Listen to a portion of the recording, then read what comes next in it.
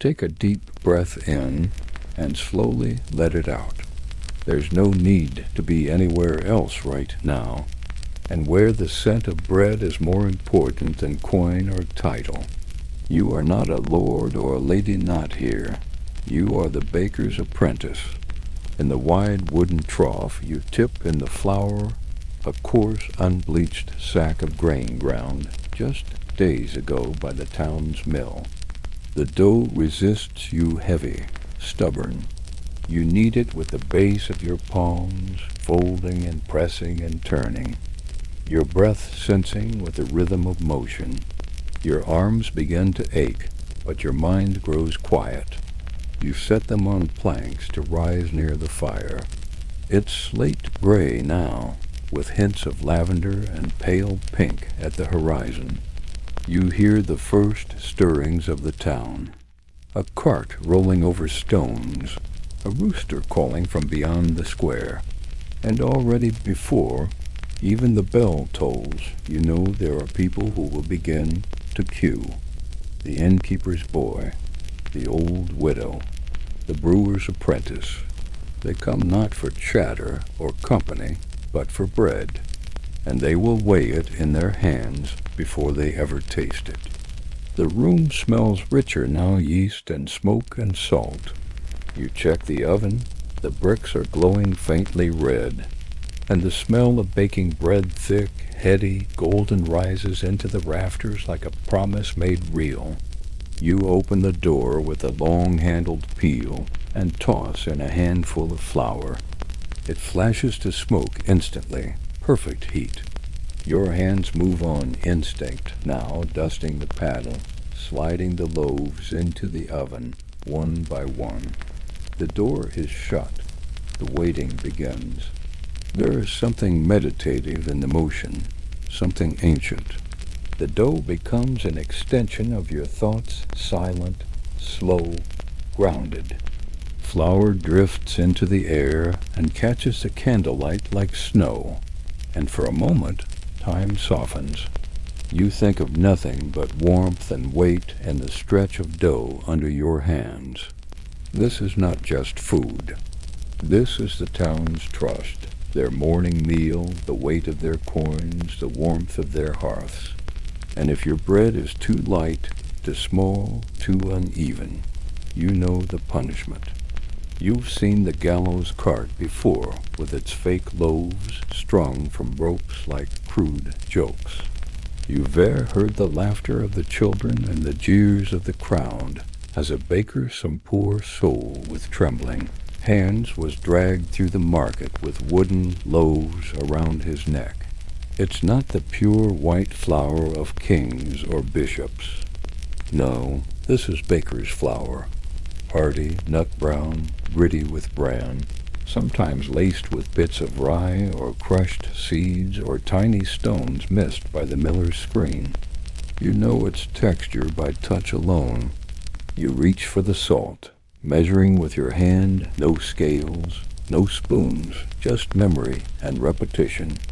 The yeast lives in a crock near the warmth of the oven, a sour, bubbling starter made from yesterday's batch, passed down through months, maybe years. You stir it gently, and it gurgles back at you, alive in its own slow, bubbling way. And this day, your first true day alone in the shop, begins not with a bell, but with breath, cold and white in the air. You pull yourself from a straw-stuffed cot in the corner of the bakehouse, wrapping your threadbare wool tunic tighter around your body. It smells faintly of old flour and burnt crust, a scent so familiar you barely notice. The wooden floor beneath your bare feet is cold and gritty with flour dust, but the heat from the oven's heart, still smoldering from yesterday's bake, pulses faintly across the room like a sleeping beast waiting to be fed. Let your jaw relax, your shoulders soften, and your hands come gently to rest. And so, by the dim glow of a tallow candle, you lift the iron oven door and kneel. The soot-blackened bricks inside are fading from their earlier glow, and you know you'll need to begin again. With a practiced rhythm, you reach for the peat blocks stacked beside the hearth. They're damp from the morning's dew, and their smell is deep earthy, dense, like something pulled from the underside of the world. You break straw from the bale, tuck it into the hearth's belly, and strike your flint. Once, twice, and on the third the spark catches. The straw begins to whisper and curl with smoke. Then comes the soft bloom of flame, rising and licking the peat, until the scent of smoke changes richer now, like a hearth that remembers how to breathe. You sit with it for a moment, letting your face warm, the light dancing across the old flagstones, flickering in the cracked glass of the high window. Wherever you are, let the world grow quiet around you. You are safe, and you are held in stillness. Now imagine the air cooling slightly, as if the first hush of morning has arrived, before even the crows dare to call, and before the world has stretched from its slumber. Picture a simple wooden ceiling above you, stained by soot and centuries of breath. The room around you is dim, lit only by the faint glow of embers resting under ash in a great, wide brick oven. Outside, the sky is still dark, a deep indigo slowly lightening at the edges, just barely whispering of dawn. There are no clocks here, no glowing screens. Time is marked by instinct, fire, and the feel of dough beneath your palms. Our story today begins inside a medieval bakery, tucked along a cobbled street where shoes are made by hand, where horses outnumber carriages. You move silently, not wanting to wake the master upstairs. Today you will try to run the bakehouse alone. The dough must come next. Always the dough. You mix, slowly at first, then with your full weight. No, your bread will be right. When the dough is smooth and elastic, you shape it into rounds, heavy, rough-edged, marked by hand. Outside, the sky is no longer black. You sit on the stool beside the fire, cloak wrapped around your shoulders, and wait. The bakehouse creaks. The candle flickers low. The day has only just begun. But your hands already remember the weight of it, and your heart, the heat. The dough for the evening round has risen well better than you expected. In fact, the air in the bakehouse is just right now, warmed by the slow, steady breath of the oven and soft by the lingering moisture from the boiling pot on the hearth. You run your hand gently over the cloth covering the bowl, lifting it just enough to peek at the swelling mound beneath. The scent is yeasty, slightly sour, familiar, and good. You smile without meaning to. It's a small victory, but a real one. On a day like this, even small victories matter. You dust the work table again, the flour settling like a soft snowfall across the old wood. It creaks faintly under your touch, the grain of it worn smooth from years of labor, your master's hands before yours, and likely another before him. You don't know the name of the baker who built this table, but you can feel him here in the nicks. The knife marks the places where elbows once leaned in the quiet between batches. This is a place made not for comfort, but for endurance, for steady repetition, for rhythm. You shape the dough slowly, carefully, pressing it into even rounds. The loaves feel lighter in your hands than they did this morning, not in weight, but in spirit, like the worry has softened. The pressure eased slightly now that the day has settled into itself. The boy helps without needing to be asked, bringing you the basket for the finished rounds, dusting the tops with a bit of cracked barley. He hums a little tune under his breath, a crooked lullaby you recognize from market days. It's a strange sound, that tune half cheerful, half mournful, and it mixes oddly with the rustle of flour sacks and the low, ever-present murmur of the fire behind you. You let him hum. The noise doesn't bother you. It keeps the quiet from growing too deep, too brittle. As you finish loading the loaves for proofing, you feel the shift in the room before you see it. The sunlight has dimmed just slightly. You glance toward the window and see clouds rolling in thick, low, heavy, with the threat of rain. You know what that means. Damp air will change the bake. The crusts won't crisp as easily. The oven may hold more moisture, slow the rise. You make a mental note to lengthen the bake time just slightly and to listen more carefully for the crackle when the crust begins to form. The fire must be tended again, too. You kneel by the hearth, brushing aside the ash with a thick cloth, revealing the glowing red heart of the oven's belly. You feed it carefully, just one brick of peat, no more, and watch as the flames slowly catch again, curling around the edges with a soft hiss. The scent changes, too, from warm bread to deeper smoke. Earthy, elemental. You close your eyes and breathe it in slowly. Here in this little room, away from the noise of the square and the endless chatter of trade and gossip, there is peace. There is labor, yes, and pressure, but also peace. You are doing something old, something essential. You are turning grain and fire into sustenance. You are holding hunger at bay. And that means something. The afternoon stretches on. The loaves rise a little more.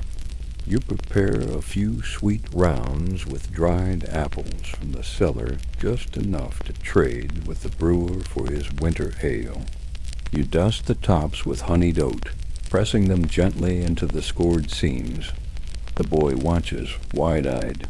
"For the merchant?" he asks. You nod, and he seems pleased to know. In this small world, even knowing who gets which bread is a kind of story, a thread to hold on to in the everyday. By the time the bell at the chapel chimes for evening prayers, the sky outside is slate gray and spitting mist. You close the shutters and light the wall lantern, its flame flickering wildly at first before settling into a low golden glow. You move more slowly now, not because you are tired, but because the world itself seems to be slowing with you. The bakehouse feels timeless in the half-light, its corners fading into shadow, the floorboards creaking in familiar ways with each step. You place the final loaves into the oven, sliding them in gently, evenly spaced. You whisper a quiet blessing, not a prayer, exactly, but something you heard from the Master once. Rise well, brown, deep, feed the soul. And then you wait. The boy has gone home, and the town is quieter now. You hear the rain picking up outside, soft at first, then steadier. You sit on the stool beside the hearth and sip the last of your watered wine. The room smells sweet now, bread and fruit and smoke, the kind of scent that sinks into the wood of the walls and lingers long after the last loaf is gone. You close your eyes just for a moment and let the rhythm of the rain blend with the sound of the crackling fire. Your thoughts drift not forward, not back, just sideways into stillness. You remember again that strange old tale the reeve's wife told in the market one day, about the baker who cheated the scale too many times and whose loaves began to bleed in the oven. Nonsense, of course, but you understand now where such stories come from. Bread is not just food. It is responsibility. It is judgment. It is a pact between hands and mouths. And breaking that pact, even in the smallest way, leaves a mark not just on your name, but on the loaf itself. You wonder if people really can taste guilt in a crust. You wonder what your loaves would say if they could speak. The oven door opens with a gentle groan, and the scent that escapes is perfect. Nutty, dark, slightly sweet. You slide the loaves out, one by one. Their crusts are firm, their color deep golden brown. You set them on the rack to cool and watch as tiny wisps of steam rise like ghosts into the dim light. You do not speak, you do not move quickly. You let the moment stretch, the heat soften, the silence settle around you like a cloak. Outside, the rain continues to fall. Inside, the bread is done, and you have passed the test of the day. The second bake of the day is nearly complete, and you feel it deep in your limbs. That good kind of tired, the kind that settles into your bones but doesn't weigh you down. It hums instead. A warmth like the last glow of a hearth just before night. It carries in the bustle of the market square now fully awake voices calling, chickens clucking, wheels turning slowly through puddled stone. You haven't needed them today. Your hands know the feel of a proper loaf now. A betrayal of the sacred exchange between baker and buyer. There are even superstitions, strange little beliefs passed between midwives and shepherds that a loaf made with dishonest hands will turn bitter, or mold faster, or attract vermin in the night. People whisper that you can taste a baker's soul in the crust. And so you do not cut corners. You do not water the dough. You do not scrape from old barrels, because it's not just your name on the line, it's your breath. Some days the flour is coarser. Some mornings the starter bubbles higher or turns more sour. Some fires burn unevenly, licking the left side of the oven more than the right. You've learned to adapt, to feel the shifts, to read the signs without asking. That as the secret the master never said aloud. A good baker doesn't need to know everything. They only need to listen, to the dough, to the fire, to the stillness between steps, your sleep, your place in the world. The boy jumps slightly, startled from his daydream, and then grins, mouth still full of crust. You smile back faintly, rising from your place by the hearth. There's still dough to tend, water to carry, ashes to cool, but for now you let yourself move slowly, gently. Each motion is deliberate, measured, unhurried.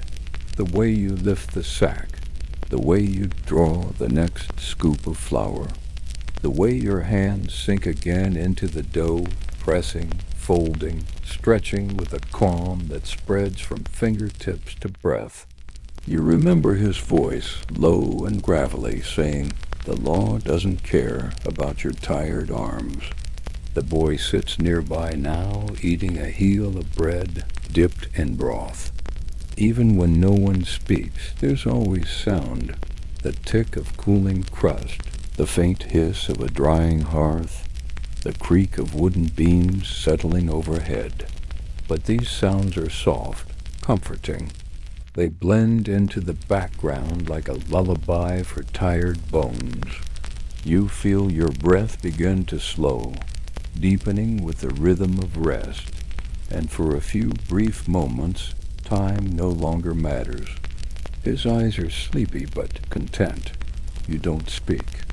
And then, as the light fades, the hearth must be cleaned, and the tools oiled and wrapped. Bread waits for no one, not even the baker. You must be ready again by the next moonrise. You must keep the rhythm going, or the town's hunger will find another fire to trust. Words feel heavy in the air today, as if the silence is doing more work than any sentence could. The fire has dulled now to a soft red glow, the urgency of the morning replaced by the hush of midday rest. The hardest part is done, for now. The scales must be right, always. And so you weigh each one, not just with tools, but with instinct, with practiced pressure in your palms. You know which loaves are just right, and which, if ever they were found light, would mean a visit from the reeve, or worse. But you remain in your own quiet orbit, just beyond the noise, where work is slower and more sacred. The baker's world is a rhythm older than coin or parchment, older even than names. And this rhythm need, fire, rise, rest, has folded itself around your thoughts like warm dough ready for shaping. Your arms ache from kneading, your shoulders from lifting sacks of flour, but your breath is steady and your mind has grown quiet. These aches are not the loud, jarring kind of pain that interrupts life. They are the soft, honest kind that come from doing something simple, something needed, something done the same way for 100 years. The loaves now cooling on the racks hold their shape proudly. You feel the satisfaction of their weight in your hands as you turn each one gently, letting the heat escape evenly. You tap the crusts and hear that hollow sound again, like a low drum echoing across a field. Some are slightly darker around the base, but that's to be expected. The oven fires hotter after a second stoke. Still, they are good. They are whole. They will feed. You open the small side door and let in more of the breeze. You wipe your hands on the long linen apron tied around your waist, streaked now with flour and ash, and glance toward the shelf where the master kept his scales. In this town, as in many others, cheating the bread law is seen as more than theft. It's sacrilege. The sun climbs slowly, casting long beams of light through the smoky glass and turning the flour floating in the air into tiny stars. You lean back against the cool stone wall, sip from a small cup of watered wine, and listen. The bakehouse is rarely silent, truly. You think about what's to come. There will be one more round of dough to mix, a few specialty loaves to prepare for the merchant's supper table. And yet, despite the repetition, every day is different. Outside, the church bell chimes noon, echoing over rooftops and down alleyways. You are no longer simply making bread. You are becoming part of the bakehouse itself. Each step, each movement, each pause, is a prayer in motion. And the oven waits. The dough for the evening round has risen well better than you expected. In fact, the air in the bakehouse is just right now, warmed by the slow, steady breath of the oven and soft by the lingering moisture from the boiling pot on the hearth. You run your hand gently over the cloth covering the bowl, lifting it just enough to peek at the swelling mound beneath. The scent is yeasty, slightly sour, familiar, and good. You smile without meaning to. It's a small victory, but a real one. On a day like this, even small victories matter. You dust the work table again, the flour settling like a soft snowfall across the old wood. It creaks faintly under your touch, the grain of it worn smooth from years of labor, your master's hands before yours, and likely another before him. You don't know the name of the baker who built this table, but you can feel him here in the nicks, the knife marks, the places where elbows once leaned in the quiet between batches. This is a place made not for comfort, but for endurance, for steady repetition, for rhythm. You shape the dough slowly, carefully, pressing it into even rounds. The loaves feel lighter in your hands than they did this morning. Not in weight, but in spirit like the worry has softened, the pressure eased slightly now that the day has settled into itself. The boy helps without needing to be asked, bringing you the basket for the finished rounds, dusting the tops with a bit of cracked barley.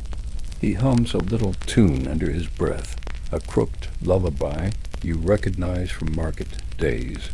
It's a strange sound, that tune half cheerful, half mournful, and it mixes oddly with the rustle of flour sacks and the low, ever-present murmur of the fire behind you. You let him hum. The noise doesn't bother you. It keeps the quiet from growing too deep, too brittle. As you finish loading the loaves for proofing, you feel the shift in the room before you see it. The sunlight has dimmed just slightly. You glance toward the window and see clouds rolling in, thick, low, heavy, with the threat of rain. You know what that means. Damp air will change the bake. The crusts won't crisp as easily. The oven may hold more moisture, slow the rise. You make a mental note to lengthen the bake time just slightly and to listen more carefully for the crackle when the crust begins to form. The fire must be tended again, too. You kneel by the hearth, brushing aside the ash with a thick cloth, revealing the glowing red heart of the oven's belly. You feed it carefully, just one brick of peat, no more, and watch as the flames slowly catch again, curling around the edges with a soft hiss. The scent changes, too, from warm bread to deeper smoke. Earthy, elemental. You close your eyes and breathe it in slowly. Here in this little room, away from the noise of the square and the endless chatter of trade and gossip, there is peace. There is labor, yes, and pressure, but also peace. You are doing something old, something essential. You are turning grain and fire into sustenance. You are holding hunger at bay. And that means something. The afternoon stretches on. The loaves rise a little more. You prepare a few sweet rounds with dried apples from the cellar, just enough to trade with the brewer for his winter ale. You dust the tops with honeyed oat, pressing them gently into the scored seams. The boy watches, wide-eyed. "For the merchant?"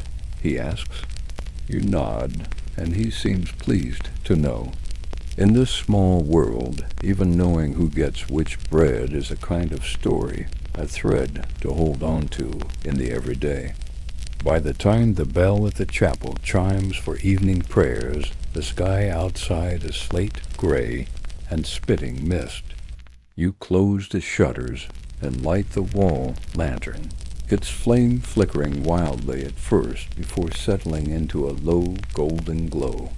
You move more slowly now, not because you are tired, but because the world itself seems to be slowing with you. The bakehouse feels timeless in the half-light, its corners fading into shadow, the floorboards creaking in familiar ways with each step. You place the final loaves into the oven, sliding them in gently, evenly spaced. You whisper a quiet blessing, not a prayer, exactly, but something you heard from the Master once. Rise well, brown, deep, feed the soul. And then you wait. The boy has gone home, and the town is quieter now. You hear the rain picking up outside, soft at first, then steadier. You sit on the stool beside the hearth and sip the last of your watered wine. The room smells sweet now, bread and fruit and smoke, the kind of scent that sinks into the wood of the walls and lingers long after the last loaf is gone. You close your eyes just for a moment and let the rhythm of the rain blend with the sound of the crackling fire. Your thoughts drift not forward, not back, just sideways into stillness. You remember again that strange old tale the reeve's wife told in the market one day, about the baker who cheated the scale too many times and whose loaves began to bleed in the oven. Nonsense, of course, but you understand now where such stories come from. Bread is not just food. It is responsibility. It is judgment. It is a pact between hands and mouths. And breaking that pact, even in the smallest way, leaves a mark not just on your name, but on the loaf itself. You wonder if people really can taste guilt in a crust.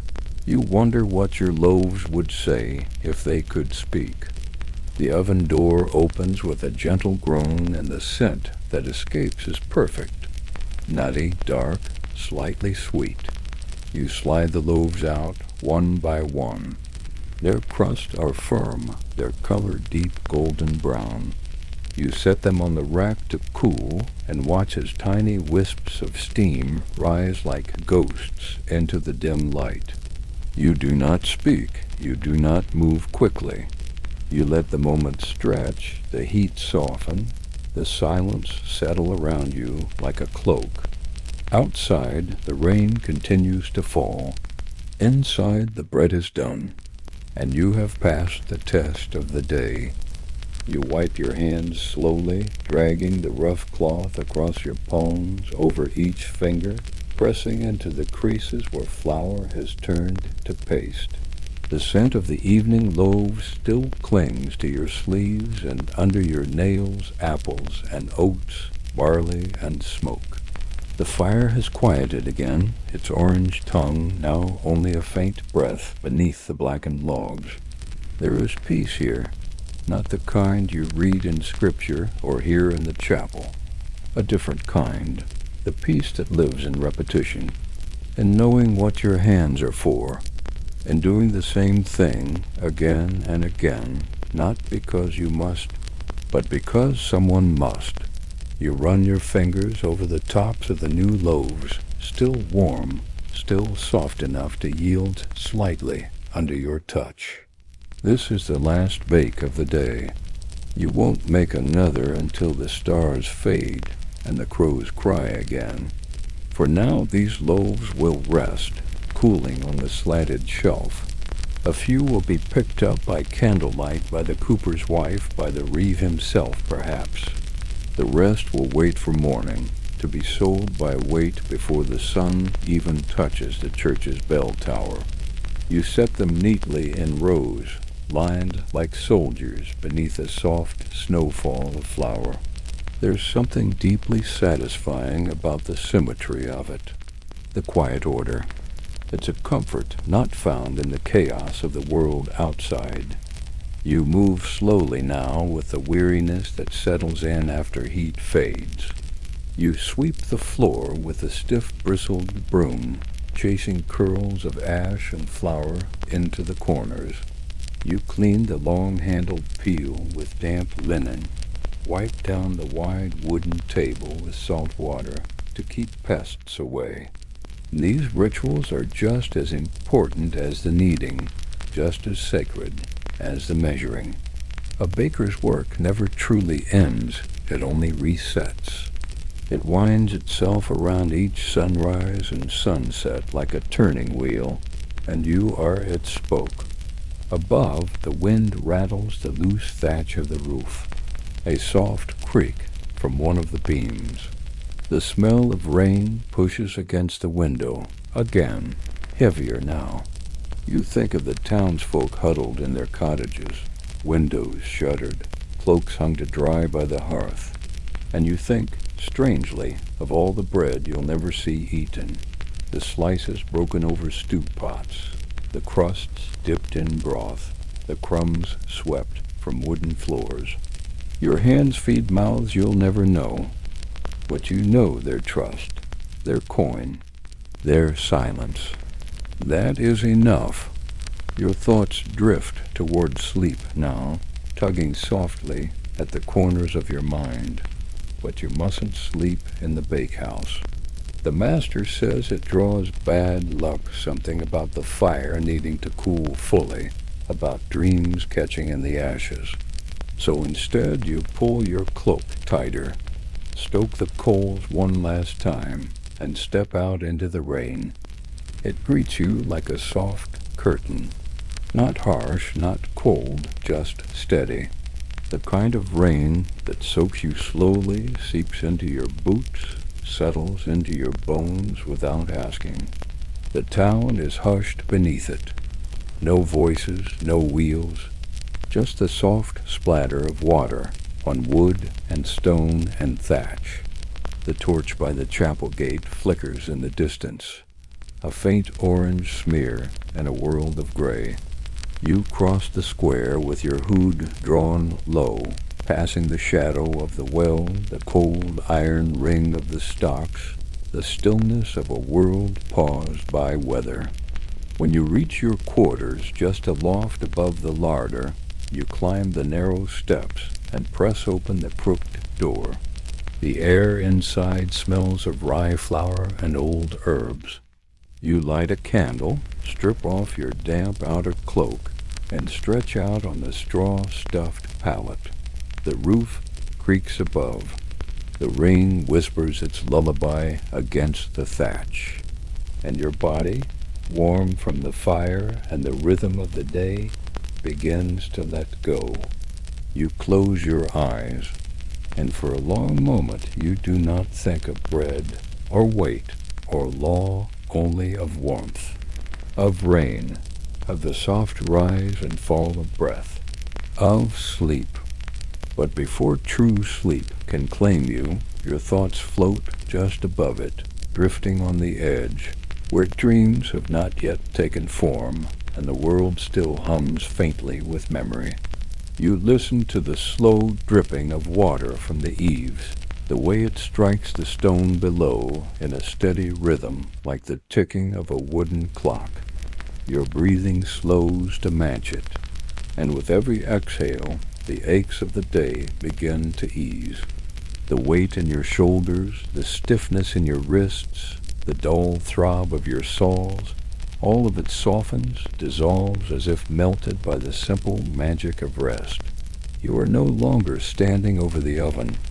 You are floating now, quiet and safe, with the scent of flour still ghosting the folds of your tunic and the warmth of fire still clinging to your skin. There's a strange beauty to the quiet moments between work and sleep in a life like this. The world shrinks to the size of a room, a single flickering candle, a creaky beam above. There is no past to worry over, no future to chase. Just the hum of tired muscles, the damp of your sleeves, and the slow understanding that you've survived the day. You didn't burn the loaves. You didn't draw the Reeves eye. You kept the rhythm, held the heat, and did your part. That is enough. That is everything. You begin to dream, though you don't quite realize it yet. In the dream, the bakehouse is different, larger somehow. The walls higher, the hearth deeper, its bricks glowing with a fire that never fades.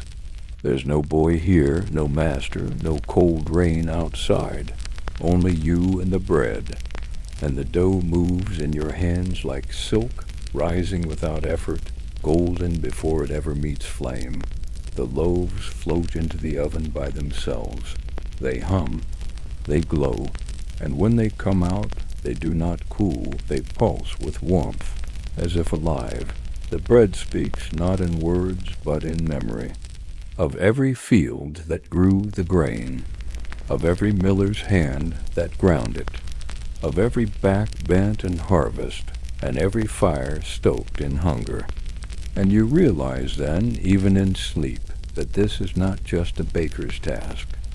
It is a chain, a quiet covenant between strangers and centuries. You are part of something older than you will ever understand.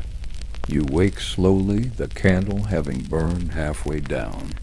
The room is colder now, the rain still falling gently outside.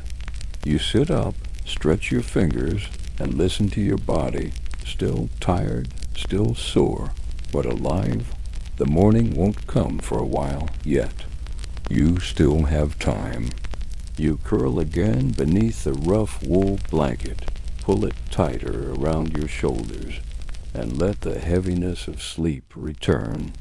This time deeper, quieter, like falling into warm dough, and the night holds you there.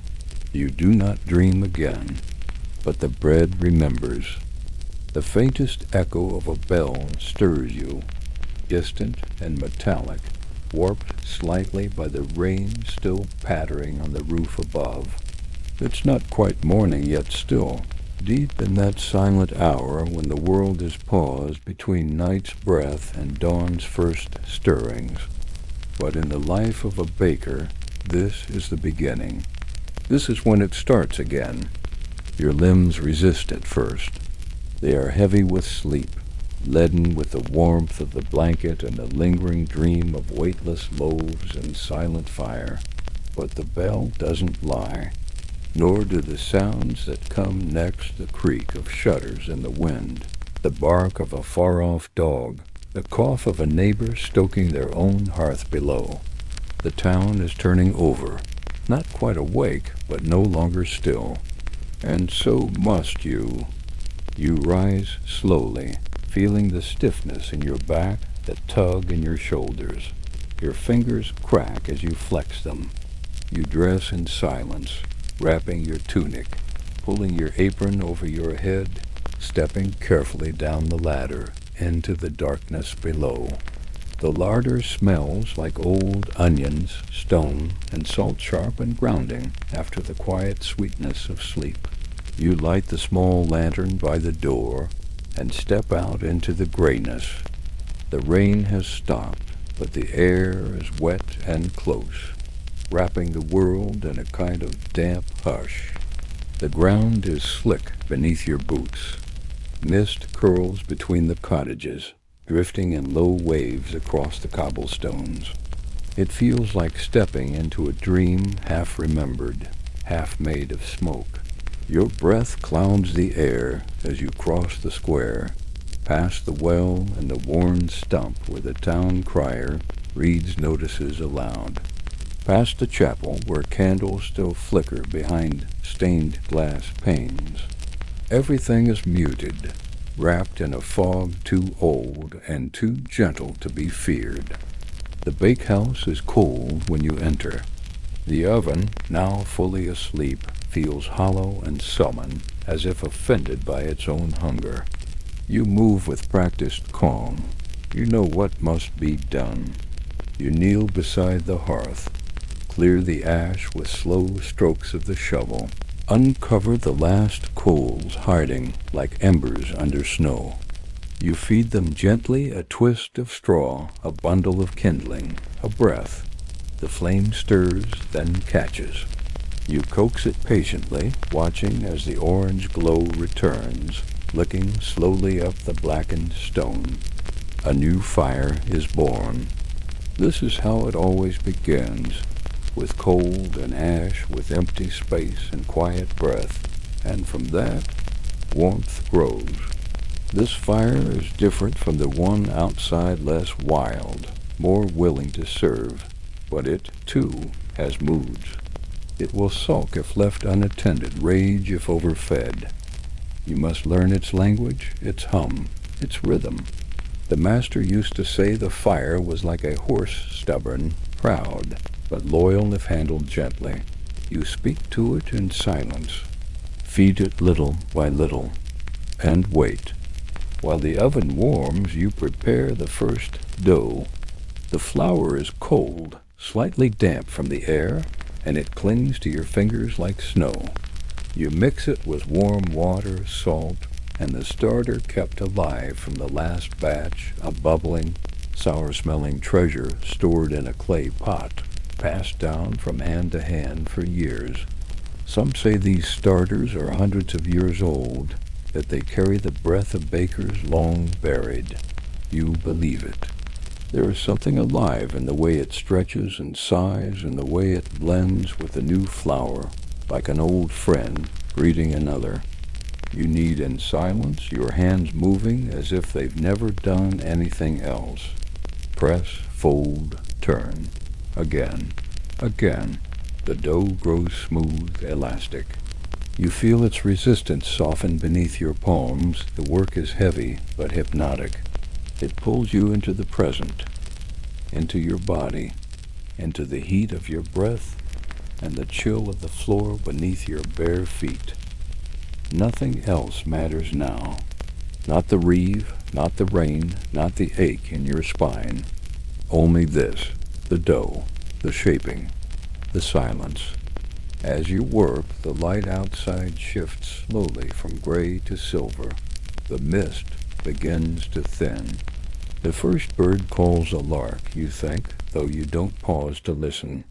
The town is waking, and soon the square will fill with footsteps. But here in the bakehouse the world remains suspended, a pocket of warmth and quiet industry. You shape the loaves into tight rounds, score the tops with a worn knife, dust them with flour, and cover them to rise. The fire is ready now. You feel its heat at your back, see the red gold glow in the oven's belly. You test it the old way, by throwing in a bit of flour and watching how quickly it browns. Not too fast, not too slow, just right. The timing must be perfect. You adjust the embers with the long iron rake, spreading them evenly, whispering your thanks to the fire. You've learned not to take it for granted. It gives life to your loaves, but it can also take them in an instant, if disrespected. You place the first loaves into the oven, one by one, their soft skin hissing faintly as they meet the hot stone. The scent begins almost immediately faint at first, then stronger, earthy, sweet, alive. You close the door and lean against the table, letting the warmth roll over you in slow waves. Your hands are sore, your back aches, but you are no longer cold. You are not waiting. You are becoming. You lean your weight into the heavy oak table as the first hints of crust begin to form inside the oven. You can't see the loaves, but you know what they're doing. You've come to understand their secret language, the subtle shifts in scent, the quiet rhythm of crackling that whispers of firming crusts, and the gentle release of steam. The bakehouse is warm now, finally. The chill of dawn has been replaced by a soft, deep heat that clings to the walls, settles into your clothes, and slows the pace of your breathing. It's the kind of heat that doesn't rush, it waits. Like the bread, like the fire, like you. Outside, the town is stirring. You hear the sound of buckets clattering near the well, a cartwheel crunching on damp straw, a dog barking sharply before it fades away. Someone laughs low and sleepy. A shutter opens with a creak. A baby cries. The world returns, bit by bit, always the same, yet always slightly different. But in here, time moves another way. Red doesn't care for clocks or schedules. It rises when it is ready, browns when it decides, cools only on its own terms. And so you stay in its rhythm, not the world's. You check the loaves. The crust is setting beautifully golden brown with small splits along the seams where steam pushes outward. They crackle faintly when you open the oven door, as if sighing. You lift them gently with the peel, placing them on the cooling rack. Their heat lifts in soft ghost breaths into the air. The scent now fills every inch of the bakehouse. It's not just bread, it's safety, comfort, memory, the kind of scent that makes people close their eyes and stop talking, the kind that turns silence into reverence. You think, not for the first time, about how much trust is placed in your hands. These loaves, simple, humble, round, will sit at the center of families' meals. They will be broken between brothers, used to soak stew, given to neighbors in sorrow or celebration. The town doesn't speak this out loud, but you know it's true. Bread holds people together, and when that bread is wrong, too light, too burnt, too sour, it's more than disappointment. It's a fracture in the quiet covenant between the baker and the rest of the village. You brush a bit of flour from your cheek, unaware until now that it was there, and begin preparing the next dough. Your arms are tired, but they remember what to do. Your fingers know the right pressure, the right folding angle, the pause between turns. There is something deeply human in this part. No tool could do it better than skin and muscle and thoughtless repetition. You push into the dough with the heel of your hand, and it pushes back, springy and warm. You hum a little under your breath, a tune the master once whistled years ago when he was still strong and still watching you from the corner of the room.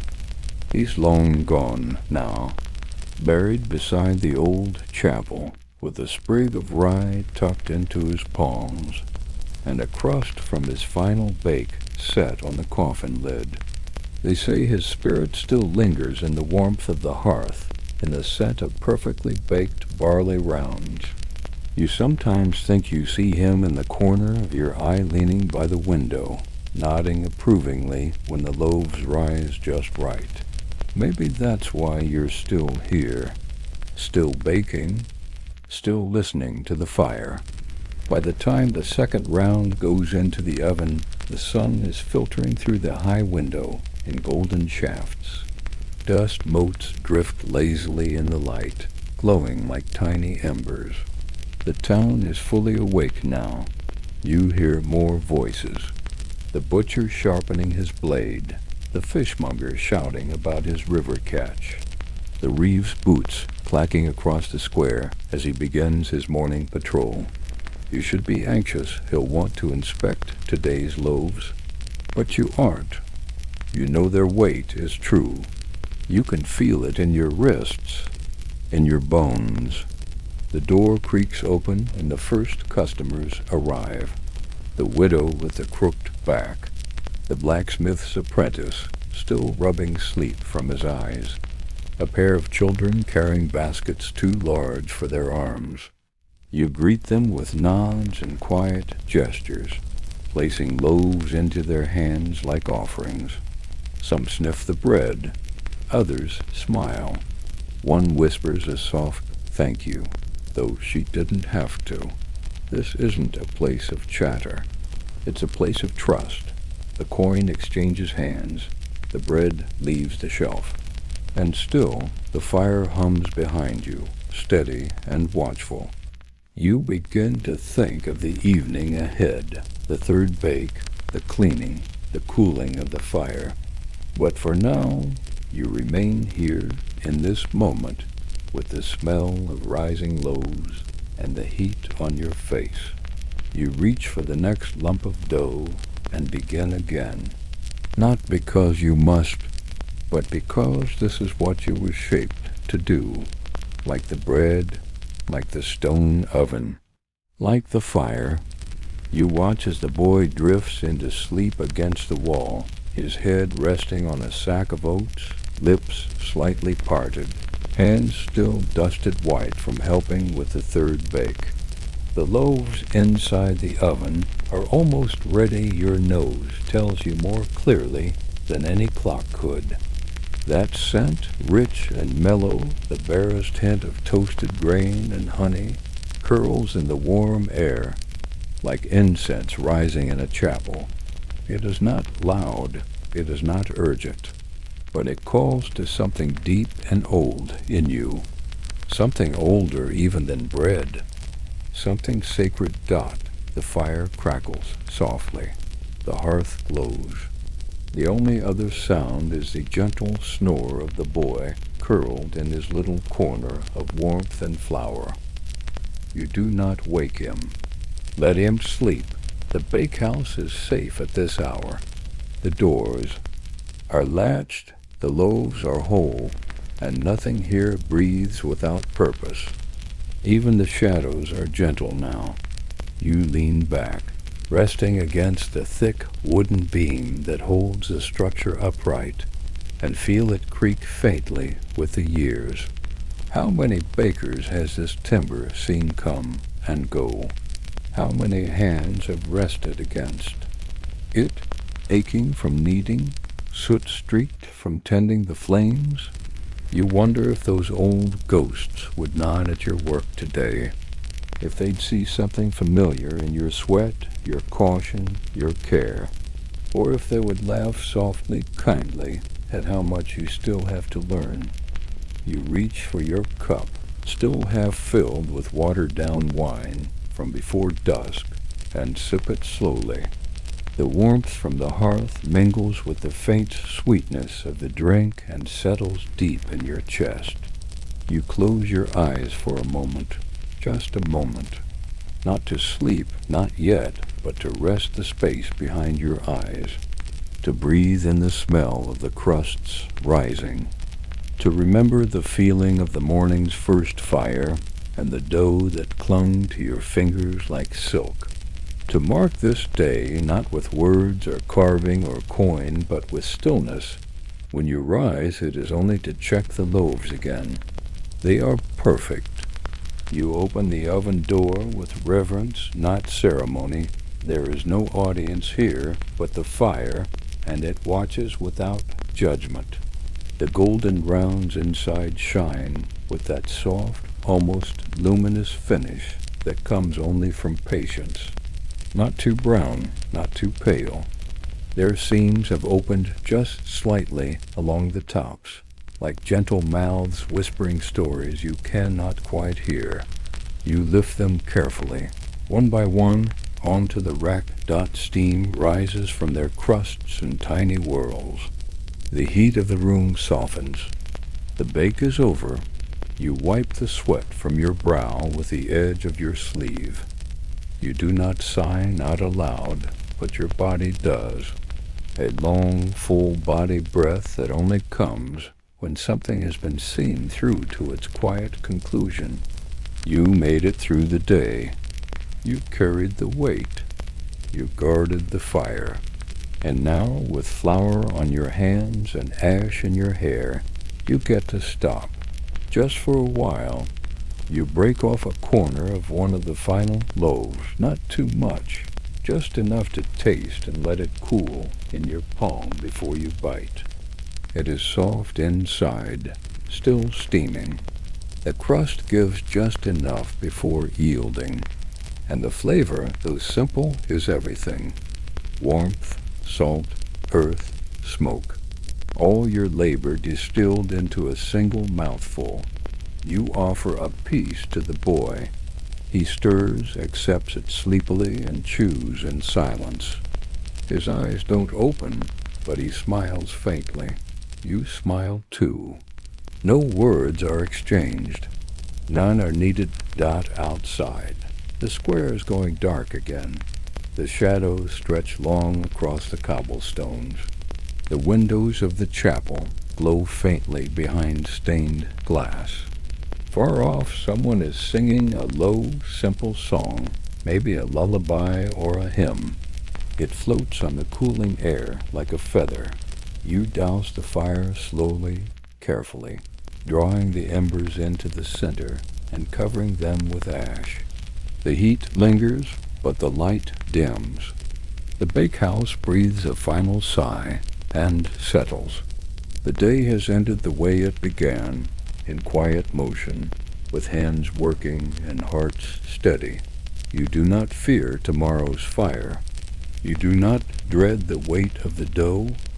You will rise like the bread, because you were made for this, and because even in a world that forgets your name, your hands leave warmth behind.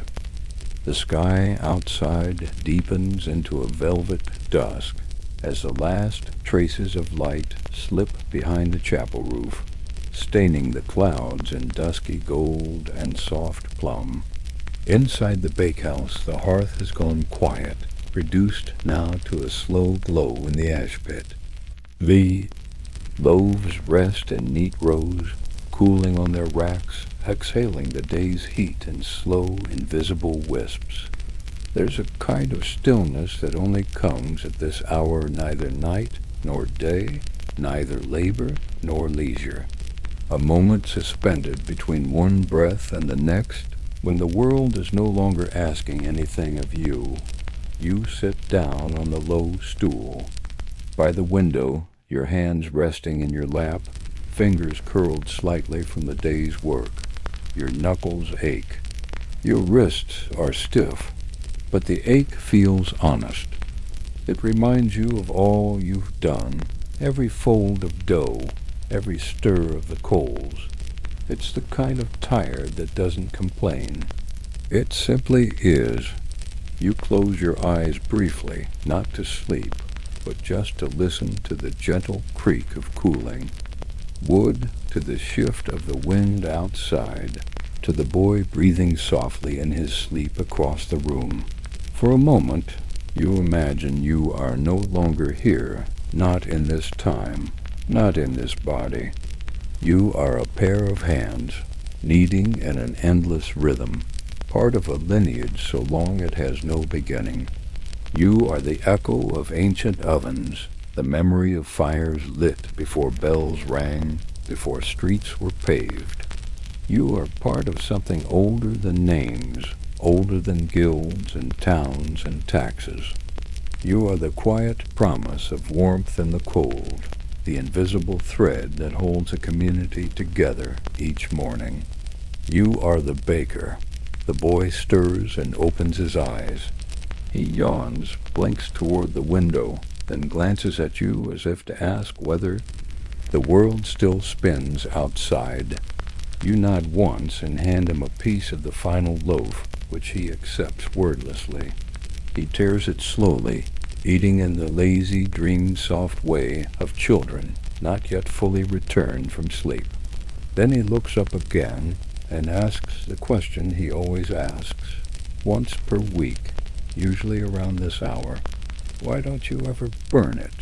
You consider his face, the rounded cheeks still flushed from rest, the flour smudges beneath his eyes, the half-serious curiosity in his voice and smile.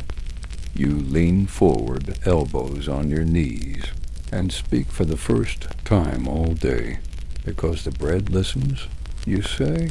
And it's not a joke, though he laughs like it is Dot. He won't understand it yet. Not really. But he will, one day, when he's older. When the fire answers to his hands. When he learns to hear the hush that tells him the dough is ready, or the split-second pause in a crackle that signals a crust turning too dark. When he learns, like you have, that baking isn't just craft, it's communion, between heat and air, between water and grain, between the heart and the hands.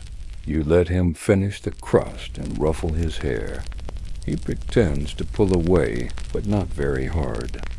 You both clean in silence, sweeping the floor, brushing down the table, folding the aprons with tired fingers.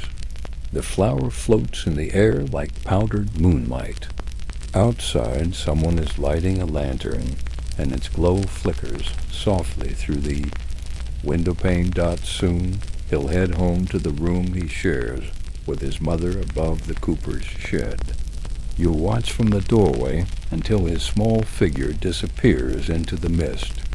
Then you'll bar the bakehouse for the night, bank the last embers, and crawl up the ladder to your pallet in the loft.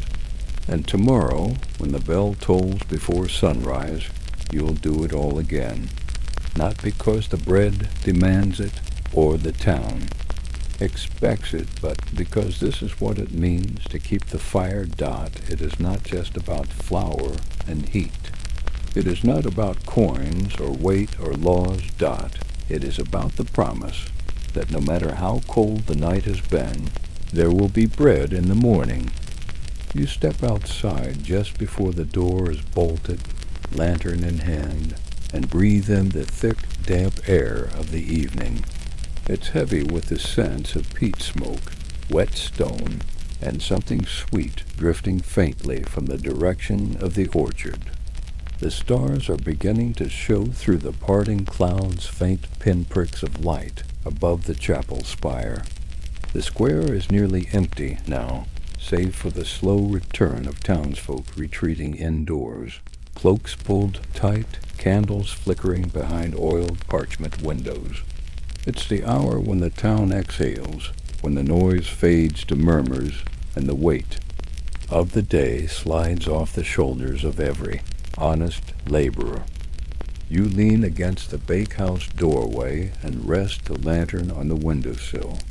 The flicker of flame reflects in the glass and the brass handle, casting soft shadows across the ground. Somewhere far off, a donkey brays lazily, and the splash of water echoes from the well, someone fetching a final pail for the night. But here in this corner of the square, everything is still. You feel the silence wrap around your shoulders like a woolen cloak, soft and earned. There's no rush now, no kneading, no weighing, no waiting for dough to rise or the fire to respond. Just the hush and your breath and the slow settling of your heartbeat into calm. This is the part of the day few speak about, the moment after the fire has cooled, after the bread has been baked and carried home, after the day's heat has emptied from your muscles, but before sleep finds you. It is a moment held still between one life and the next. The bread is no longer yours. It belongs to others now, but the quiet that stays with you, that is your keeping. You step back inside, gently lowering the latch. The boy has gone, quietly and dutifully, without needing to be told. You imagine him climbing into bed beside the warmth of his mother's hearth, the scent of crust and ash, still clinging faintly to his sleeves. He will sleep deeply tonight. So will you? You extinguish the lantern, carry its fading glow up the narrow ladder to the loft. Each rung creaks softly beneath your weight.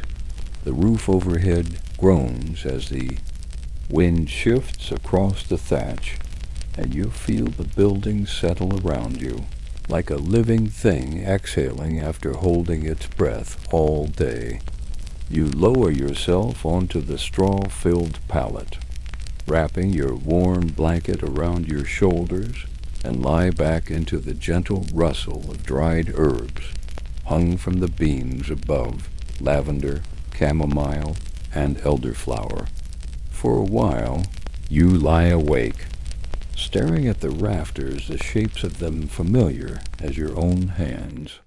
You trace every knot in the wood, every joint smoothed by years of glances just like this. You think about tomorrow's flour delivery, about the new salt the trader brought from the coast, sharp, pale, and promising to keep longer in the larder. You think about the old superstition that if a baker speaks to his dough before sunrise, the loaves will listen better and never crack where they shouldn't. You wonder who first said it, if they truly believed it or just hoped they weren't alone in the quiet of the early dark. And maybe that's what it really is. Not magic, not myth, but a kind of communion, a way to make the work feel less like labor and more like something holy. You whisper softly into the darkness, not a prayer, not a spell, just a few quiet words, half to yourself. May tomorrow's bread rise true. The wind answers with a slow sigh across the roof, and a single beam above you creaks. Shifting its weight, you close your eyes. The scent of flour still lingers in your hair, and beneath your fingernails there is dough dried into soft ridges like ancient script. Your arms, though heavy, feel strong. Your feet, though calloused, are still steady, and your heart, though quiet, is full. The fire sleeps, the bread cools, the town settles, and you, the baker-keeper of the morning hearth, steward of the old heat, drift into sleep, not with dreams of grandeur, but of grain and the promise of one more rising. Sleep finds you gently, not with sudden darkness, but with slow unraveling. First, the corners of your thoughts soften. Then the world turns quiet, like a loaf settling as it cools. You feel yourself floating just above your palate, no longer quite here, no longer quite gone. The warmth of the day's fire lingers at your back like a memory pressed into the skin. Outside, the breeze brushes against the window shutter, its rhythm like breath in and out, pulling you farther inward. There are no dreams at first, only weightlessness, and the quiet hum of everything that's been earned. But eventually, sleep becomes story, and your dreaming mind drifts not forward, but backward into memory not your own, but shaped from centuries of kneading hands. You see another baker, long before your time, standing in the same bakehouse, though the beams above him are less bowed, the hearth bricks still sharp and fresh. His hands are broad and careful, and he hums a hymn older than any bell in town. You drift further, another baker, another time. A woman this time, older than the rest, working alone in the quiet dusk with a bundle of time hanging from her. Apron string, the same oven, the same rhythm, the same patient fire. You begin to understand something deeper than thought. The bakehouse is not a place, it's a memory made solid. A promise passed hand to hand, like a round of dough, to keep the fire, to rise before dawn, to shape the loaf that feeds not only the belly, but the soul of a village. It is not glory, it is not fame, it is quiet survival. The warmth at the heart of winter, the crust that breaks before all else begins. You stir just before dawn, long before the bell tolls. The air is still and cold, but the silence is not empty. It is full of things waiting to begin. You sit up slowly, rubbing your eyes with flour rough. Knuckles, the palate creaks. The building breathes around you. You smell the faintest scent of last night's loaves lingering in the wood. You stretch once, long and slow, then climb down the ladder barefoot. Each step familiar beneath your soles. You light the lantern again. You move slowly, not out of fatigue, but ritual. The day must begin as it always has, with breath, with ash, with fire. You uncover the hearth, revealing the pale gray powder of yesterday's embers. You shovel carefully, seeking the warmth buried deep. A spark clings to the center, a tiny heartbeat of heat, and you feed it gently, whispering as the straw curls black, then orange, then gold. A new flame is born. The fire crackles. The light stretches its arms against the stone. And you are not alone. The boy enters without knocking, his eyes wide, his tunic too big, hands still pink with cold. He does not speak yet. He moves toward the table, sets down the new bundle of herbs wrapped in cloth, and nods once in your direction. You nod back. The morning begins. You prepare the starter, your precious companion, older than both of you, bubbling in its earthen jar with quiet purpose. You stir it gently. It sighs in response. You weigh the flour by touch, not by measure. You heat the water by feel, not by flame. And the boy watches, learning not by lesson, but by presence. Soon he will knead beside you, and pie. One day he will tend the fire alone, but not today, not today, the dough is yours. The dawn light grows soft, spilling golden through the high windows of the bakehouse. Dust floats in lazy swirls, catching the warmth like tiny sparks. The room smells of stone and straw, flour and smoke. with just a hint of the sweet herbs bundled by the boy the evening before. You move with deliberate calm, preparing the day's first fire, each motion familiar and steady. The ritual grounds you, pulling you gently into the rhythm of morning. The loaves from yesterday rest on the wooden shelves, their crusts crisp but yielding, their scent a quiet reminder of warmth and sustenance. Outside, the village begins to stir soft footsteps on cobblestones, shutters creaking open, the faint calls of merchants readying their stalls. But inside the bakehouse, time feels different. It slows to the pace of rising dough, the whisper of embers, the stretch of fingers shaping bread. You knead the morning dough slowly, feeling the texture change beneath your hands as flour and water blend into something alive and breathing.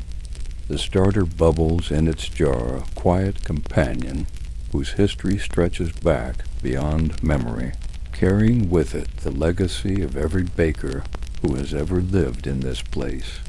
You whisper a soft greeting to it as if to an old friend, and the dough responds with a gentle rise. The boy returns, eyes bright with sleep and curiosity. He watches your hands with growing reverence, learning not just the craft, but the care it demands. Together you prepare the fire, feed the oven, and slide the loaves into the glowing hearth. The scent of baking fills the air, wrapping around you both like a soft blanket. Soothing and sure dot as the bread bakes, you sit quietly with the boy, sharing stories of bakers long gone, of their triumphs and mistakes, their superstitions and hopes. You tell him about the bread gallows, a grim reminder of the trust placed in your craft and the delicate balance between honor and failure. But mostly you tell him about patience, the slow, steady work that transforms simple grain into something sustaining, something sacred. The day unfolds in gentle rhythms, marked not by bells or clocks, but by the warmth of the fire and the slow dance of the dough. And as evening falls and the last loaves cool on the racks, you both know that you've honored a tradition older than the village itself, a promise to rise, to nurture, to feed. And in this quiet, sacred space, you find a peace deeper than any rest. As twilight deepens outside, the bakehouse settles into its final hush. The last embers glow faintly beneath the ash, casting a soft amber light that dances gently on the rough stone walls. You sit near the hearth, the warmth caressing your tired bones, and breathe deeply the lingering scent of bread, earthy, sweet, and somehow eternal. The day's work is done, yet the fire's pulse remains steady, a quiet heartbeat beneath the quiet. You reflect on the long lineage of bakers who came before you, hands like yours, worn and steady, rising early to tend the fire and feed the village. Their stories whisper in the crackle of the hearth, in the dust that settles on the floor, in the simple loaves that nourish body and spirit alike. You feel connected to them, part of a timeless rhythm that has carried countless through. Cold nights and hungry mornings dot outside. The village breathes softly under the veil of night. Lanterns glow in windows, and a low murmur of prayers floats up from the chapel. Somewhere nearby, a dog stirs in its sleep. The world is quiet, held in the gentle arms of darkness and dreams. You close your eyes, letting the calm wash over you, the steady warmth of the bakehouse wrapping around your soul. Your hands rest lightly in your lap, still carrying the faint dust of flour, the subtle imprint of dough. You are tired, yes, but in this fatigue there is peace, a quiet satisfaction that comes only from honest labor. from the knowing that you have kept a promise, the promise to rise again with the dawn, the promise to feed, the promise to carry the flame. And with that, you drift slowly into sleep, cradled by the scent of bread and the gentle glow of the dying fire. Tomorrow will come, as it always does, and with it another day to knead, to bake, to nurture. But for now, rest and dream of warm ovens, of rising dough, and the timeless, tender art of baking bread. Sleep well. The end.